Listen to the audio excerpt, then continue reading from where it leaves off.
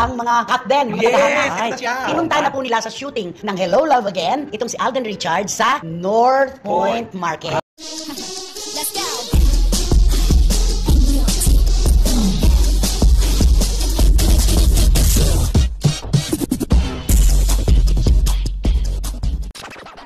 At eto na ang kinakikiligan po ng ating mga kababayan, lalo na po ang ating mga OFW sa Hong Kong. Nagkita-kita na ang mga magkakaano na ng cut din. Pinunta na po nila sa shooting ng Hello Love Again, itong si Alden Richards sa North Point Market. Kasama niya doon, of course, si George Gamboa at si Jeffrey Tam at iba pa. Diba? Sila yung mga double cuts doon diba? Sila yung makakasama At syempre, nung ngayon nga tinetext sa atin, pagkagwapo-gwapo raw talaga ni Alden Richards at totoo daw ang sinasabi natin na wala siyang anggulo. Yan naman ang kahit saan. At ang maganda doon, kahit na anong busy niya, pag nagpa-picture ka, totoo yan. At ang nakakatuwa, di ba, binalikan nila yung mga lugar kung saan nila ginawa ang Hello Love Again. Yung rooftop, yung gano'n na nandun daw si Joy.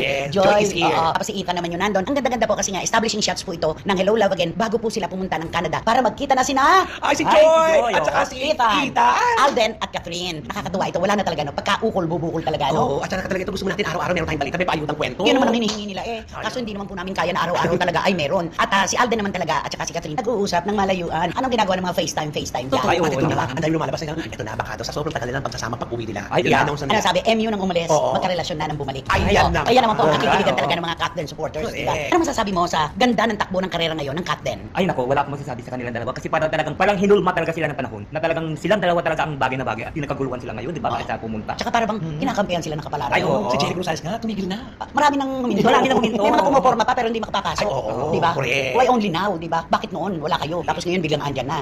Magkaalaman talaga. Ako lang tatanong ako sa inyong dalawa. Ano kaya ang nararamdaman ni Daniel Padilla ngayon sa pagpasok ng Catden sa pelikula na pangalawang pagkakataon ito at pinasasabikan? Ay nako, panghihinayang na dati kasi kung sila pa ni Catherine sana, may control siya hindi kaya nga umabot ng napakatagal to ng pangalawang sultata. Kasi napipigilan pa, meron siyang iwan muna gawin kasi makatatabunan ng love team natin, di ba? Ngayon wala na talaga. Nangyari kaya talaga yun? Sa totoong buhay sa magkasintahan, pwede silang mag-usap ng ganon. Pwede. Di ba? Pang-pribado nila yun. Pang-pribado pwede. Kasi tayo naman, di ba, nakipagrelasyon naman natin, alam naman natin yung pakiramdam na tayong dalawa lang nag-uusap dito. Ikaw, sa palagay mo, anong sinabi ni Daniel kay Catherine? Naku, palagay ko, siyempre, yung sinasabi nga namin naghihinayang at sa tingin ko talaga parang sinisisi niya kaya sarili niya. Alam mo, sa bawat senaryo ng paghihiwalay, yung iba sinisisi ang ibang tao. Yung iba naman sinisisi ang kanilang sarili. Pero hindi natin dapat ibunton kay Daniel lang ang dahilan ng paghihiwalay. Di ba, it takes two to tango. Siyempre, kung meron kang nagawang 50% at may nagawa kang 50%, bandas klaras. Maaaring pareho silang may kalabisan at may kakulangan. Ayon pa sa official report na inalabas ng Manila Bulletin sa kanilang official website and quoted, Alden Richards celebrates 13th year in showbiz, malayo na pero malayo pa. Dear Alden, in the past 13 years of young career, ang dami ng mga nangyari, masasaya at malulungkot.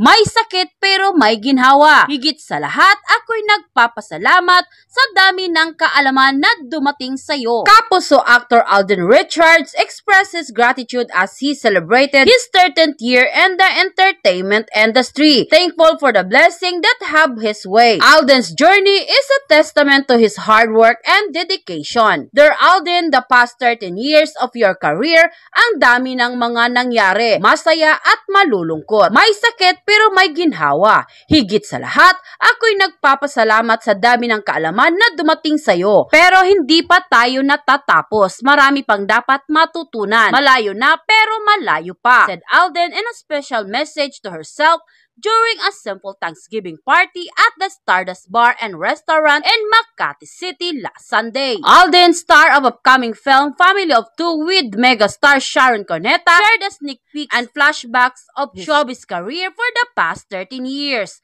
He admitted he's enjoying being a director these days. Nagmamaterialize po lahat ng imagination ko.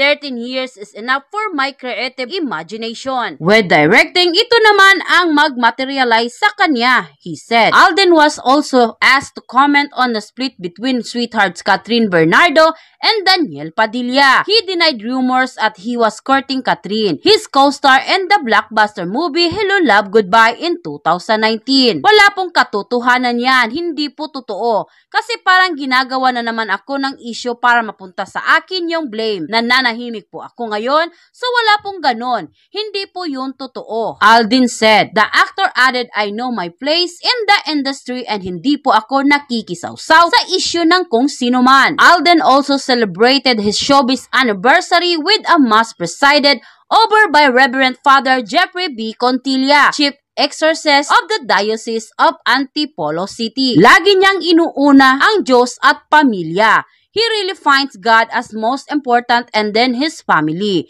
and then his career. So palagay ko yun ang kanyang order in life. Para sa akin, kapag siya ay nakilala mo talaga, he will treasure everything sa inyo.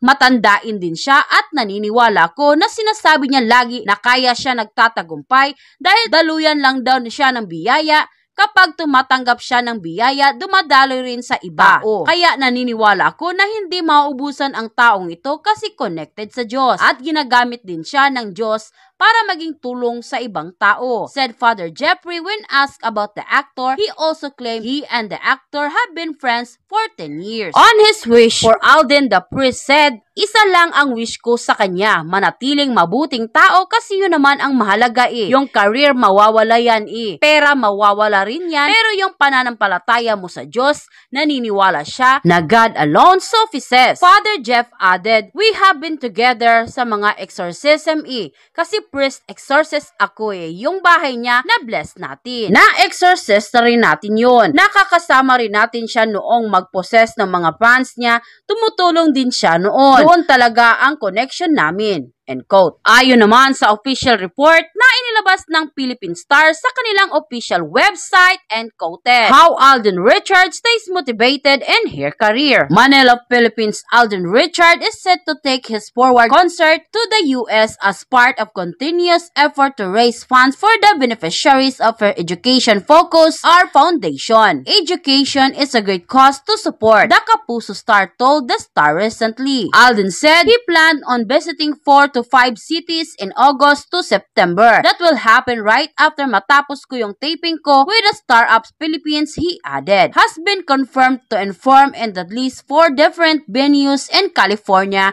Chicago, and Florida next month. What also excites Alden about the concert tour and the change perform before a live audience after struggling virtual shows for the last 2 years. Since the pandemic, I've done a lot of digital shows, but still a different experience when doing the concert live and in front of an audience, rather than just facing cameras, he said. The energy and the good vibes that you get from the people watching you live are different from you when they are not there. Kapamilya star Sue Ramirez is her special guest in all his US shows. Concert proceeds will go to the beneficiaries of his non-profit, the goal of which is to raise the grant funds for scholars who aspire to achieve their full potential and be well-rounded, confident, and responsible individuals. For almost a decade now, the 30-year-old have been setting aside a portion of his showbiz earnings and quietly supporting charitable activities, particularly helping out finance and schooling of cash-strapped but driven students. Over the pandemic, Alden decided to step up efforts and establish the ER Foundation Incorporation, which is officially introduced early this year through the documentary concert titled Forward. Alden also felt fortunate that brands he's endorsing, such as mobile brands TM, have supported his cause. The actor has been an endorser for the brand for 2 years now and was the headliner at the recent TM is the Key reunion concert at the Pilay Sports Center, Cagayan de Oro. First provincial show since the pandemic, he was joined by fellow TM ambassadors Seth Fidelin, Mateos, the Juans, as well as special guest Sak Tabudlo, December Avenue, SB19, and CDO-based band Inside City and Cyberband, among others. Said Bia Lacson Lemon, TM brand head, I am very happy to have Alden on board with us because swak na swak siya sa value namin and everything we stand for. So apart for being an avid gamer, maka-Pilipino si Alden,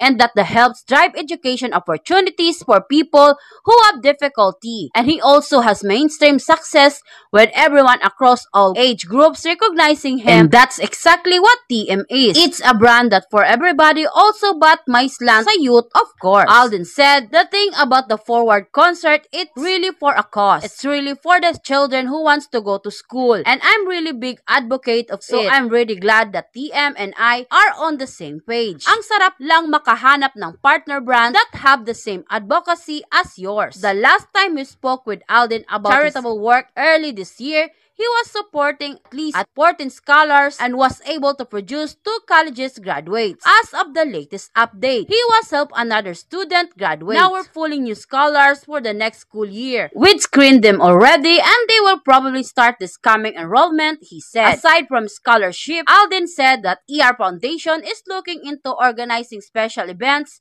for its beneficiaries. Di lang kasi kami natatapos sa giving of scholarship, and we also want to execute different activities for the scholars from them to be familiar with each other na hindi lang puro aral ng aral, he explained. At least maiba rin yung foundation namin from other foundations na hindi lang solely scholarship. We want a holistic approach so that when they finish schooling, talagang paying it forward is what we want to inculcate in these students. They don't want you to think of themselves but also the welfare of others, Alden said. Speaking about the kind of fulfillment he gets out of this project outside of showbiz, he said it keeps him motivated in his acting job. Pag tumutulong ka na hindi nagbibilang when you're helping out without counting the cost, and then you see these kids prosper because of their hard work, it's priceless for me. It's a thing that money can't buy. No material thing can. You know, be at par with that experience. So masaya lang. It motivates me more ngayon nga. My definition of success is not really achieving something for myself. It's about how I can change people's lives every day. Meanwhile, in case you haven't noticed it yet, Alden is looking stronger and learner nowadays. Alden has yet to disclose his weight loss regimen in interviews maybe soon, but he hinted that it's mainly due to the lifestyle change that he kick-started when he did the series The War Between Us, which aired mid of last year on GMA as is now available on Netflix. He shared at the moment he's at his prettiest and healthiest. I am in my best form. I'd like to say yes, I am. Kumbaga, as I go along ay nakakatulong tayo sa ibang tao, syempre trying to help change their life somehow. I want to change my life as well in a different way, Alden said of his fitness motivation. So iba rin siya. It's very liberating experience for me. This journey as a healthier, mas happy and contented person. Iba kasing nagagawa if you feel good about yourself. Everything just follows, he concluded. End quote. At yun na nga mga kachika, kung nagustuhan mo ang hot topic natin for today's video, ay ano pang inaantay mo? Mag-like ka na at i-share mo na din para mas marami pang magkakaalam sa hot topic na ito. Maraming salamat! Let's go.